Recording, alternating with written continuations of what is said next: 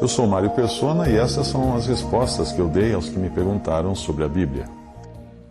Você escreveu perguntando: será que Deus se agrada de servos seus que passam o tempo vendo TV, jogando videogame, batendo papo na internet, vendo futebol, etc.? Será que Deus irá salvar pessoas que não fizeram nada para Deus? Os que gastam tempo investindo no Evangelho e se abstendo das coisas mundanas, serão crentes melhores e mais honrados no céu? Até aí a sua pergunta. A sua dúvida poderia soar muito nobre e pertinente se você não tivesse comentado que se sente um ET vivendo no meio de crentes que praticam essas coisas. Por isso eu acrescentaria a sua pergunta: será que Deus se agrada de servos dele que passam o tempo ocupados com crentes que veem TV, jogam videogame, batem papo na internet, veem futebol, etc.? Aparentemente você ainda não entendeu que o Evangelho não é uma lista de coisas do tipo faça isso e não faça aquilo. A pessoa não vai para o inferno por ver TV, jogar videogame ou papear na internet, nem vai para o céu por deixar de fazer essas coisas. Nós nascemos destinados ao inferno ou ao lago de fogo por sermos pecadores. E a única alternativa para nós está em crer em Jesus para termos os nossos pecados perdoados e irmos então para o céu. O perdão completo dos pecados você só recebe por graça e não por merecimento. Você só recebe crendo em Jesus e na obra que ele consumou na cruz para pagar por nossos pecados ali. Ao pecar, Eva sucumbiu basicamente a 3 impulsos que em 1 João são chamados de coisas do mundo.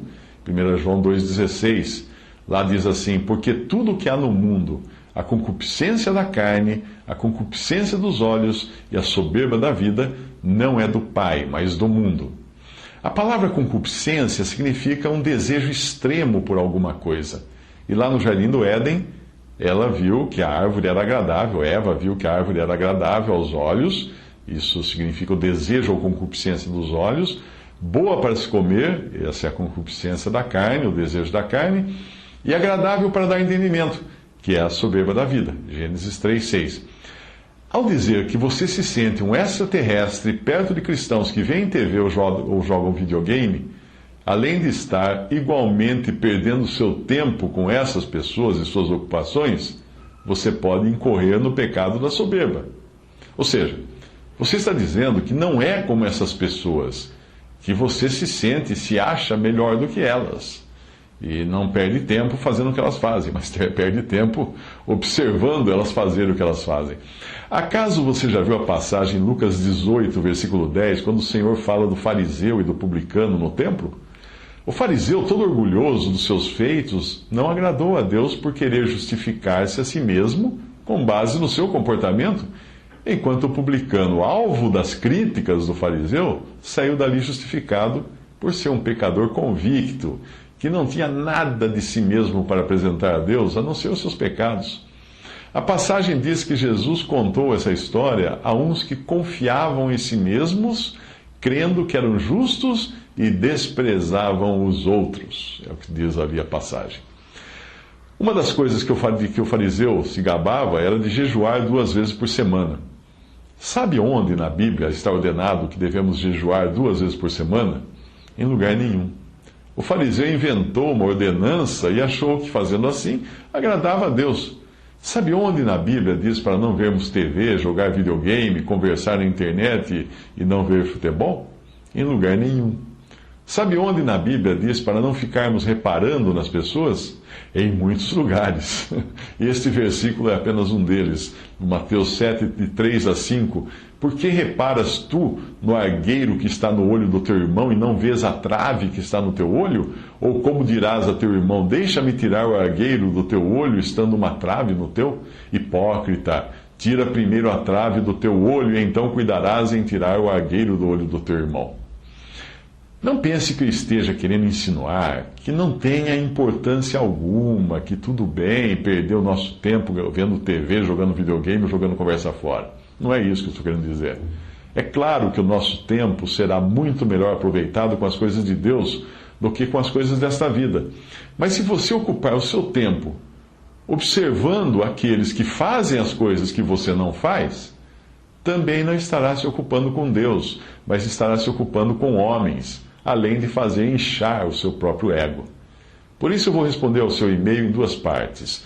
Esta, apenas para alertá-lo da armadilha do orgulho em que você caiu, a mesma do fariseu no templo, e incentivá-lo assim a examinar, analisar a sua fé, para ver se realmente entendeu o que é o Evangelho e qual é o caminho da salvação, que não é pelas coisas que nós fazemos ou deixamos de fazer. Procure certificar-se de que a sua salvação não vem do seu comportamento ou do seu mérito, mas unicamente da fé em Jesus, aquele que morreu na cruz, para pagar pelos pecados que você cometeu e continua cometendo, inclusive o da soberba. Resumindo, eu mostrei a você do perigo de se ocupar com os outros, pois isto cria em você um sentimento de superioridade e faz você olhar para os outros de cima para baixo. Mas qual deve ser então a ocupação do crente nesta vida? Vamos ver o que diz a palavra de Deus. Primeiro, a ocupação do crente nunca deve ser com homens, por mais usados que eles sejam ou tenham sido pelo Senhor. Nos nossos dias, nós vemos cristãos olhando para os pregadores como se fossem ídolos. Isso é um erro grave. São meros servos de Deus, iguais a todos os outros. Seguir a homens causa divisão e também faz mal para aqueles que são seguidos. Faz com que eles acabem se exaltando ou se achando alguém. 1 Coríntios 3, 21. Portanto, ninguém se glorie nos homens. Ficar louvando homens e paparicando líderes religiosos também é errado, porque nós não sabemos o que se passa no coração deles. Só Deus conhece. 1 Coríntios 4, 5. Portanto, nada julgueis antes do tempo, até que o Senhor venha, o qual também trará à luz as coisas ocultas das trevas e manifestará os desígnios dos corações, e então cada um receberá de Deus o louvor. Continuando nesse sentido de não se ocupar com homens, inclua-se na lista. Ou seja, você não deve ocupar-se consigo mesmo, para que, ensoberbecendo-se, não caia na condenação do diabo, fala 1 Timóteo 3,6. E Ezequiel 28,17 diz a respeito de Satanás: elevou-se o teu coração por causa da tua formosura, corrompeste a tua sabedoria por causa do teu resplendor. Isso tem a ver com a sua última correspondência que você enviou para mim, na qual parecia que você estava se sentindo superior aos seus irmãos que praticam coisas que você não pratica. A sua ocupação deve ser com Cristo, ou mesmo quando pensar em algo relacionado a você mesmo, pense em si mesmo como estando em Cristo. Veja que bela expressão de Paulo ao falar de si mesmo. Conheço um homem em Cristo, ele fala em 2 Coríntios 12, 2. Quando no Monte da Transfiguração, Pedro, Tiago e João começaram a se ocupar com Moisés e Elias, Deus fez com que desaparecessem os dois. Moisés e Elias, e a palavra diz assim, Marcos 9, 8, e tendo olhado em redor, ninguém mais viram, senão só Jesus com eles. Enquanto Marta estava ocupada com muitas coisas, inclusive com as tarefas de servir a Jesus e de criticar sua irmã Maria, era Maria quem tinha escolhido a melhor parte, aos pés de Jesus e ocupada com ele. Fica muito fácil avaliar o que é a ocupação com Jesus se você imaginar-se apaixonado por alguém. Você dorme pensando nessa pessoa, você acorda pensando nela, você passa o dia com ela nos seus pensamentos, veste-se do jeito que a agrada, vai a lugares que ela gostaria que fosse. Uma pessoa apaixonada muda de vida, de atitude, de valores. Os amigos não entendem porque não estão apaixonados pela mesma pessoa. Para eles, você mudou porque a paixão da sua vida o obriga a fazer isso e aquilo, mas você sabe que é voluntário, não é obrigatório. É tudo feito por amor. 2 Coríntios 5,15, Ele morreu por todos para que os que vivem não vivam mais para si, mas para aquele que por eles morreu e ressuscitou.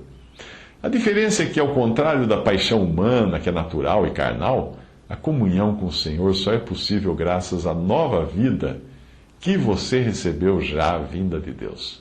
Essa nova vida tem prazer nas coisas de Deus, e se você não se sente assim, talvez seja a hora de verificar a realidade da sua fé.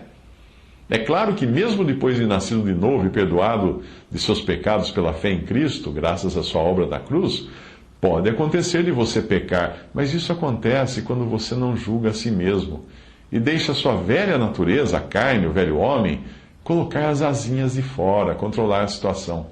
1 Coríntios 11, 31 diz, e 31 e 32 diz assim: porque se nós nos julgássemos a nós mesmos, não seríamos julgados. Mas quando somos julgados, somos repreendidos pelo Senhor para não sermos condenados com o mundo. O cair em pecado é algo progressivo. Ele não nos pega de surpresa, por assim dizer. Somos nós que damos ocasião à carne. Veja este salmo, nele os 3 verbos que mostram o passado, o presente e o momento em que a pessoa cai. Andar, parar e sentar. Salmo 1:1. Bem-aventurado o homem que não anda segundo o conselho do ímpio, nem se detém, não para no caminho dos pecadores, nem se assenta na roda dos escarnecedores. Antes tem o seu prazer na lei do Senhor e na sua lei medita de dia e de noite. Aí está. Talvez você estivesse achando que eu iria colocar aqui uma lista do tipo faça isso, não faça aquilo, mas aí eu passaria o resto da vida escrevendo e acabaria eu mesmo transgredindo em pensamento, imaginando-me fazendo as próprias coisas que ele diria para você não praticar. Então fique mesmo com a melhor parte, a qual nunca lhe será tirada, Jesus. Colossenses 3, de 1 a 3 diz: portanto, se já ressuscitastes com Cristo, buscai as coisas que são de cima, onde Cristo está assentado à destra de Deus. Pensai nas coisas que são de cima e não nas que são da terra. Porque estáis mortos, já estáis mortos, e a vossa vida está escondida com Cristo em Deus.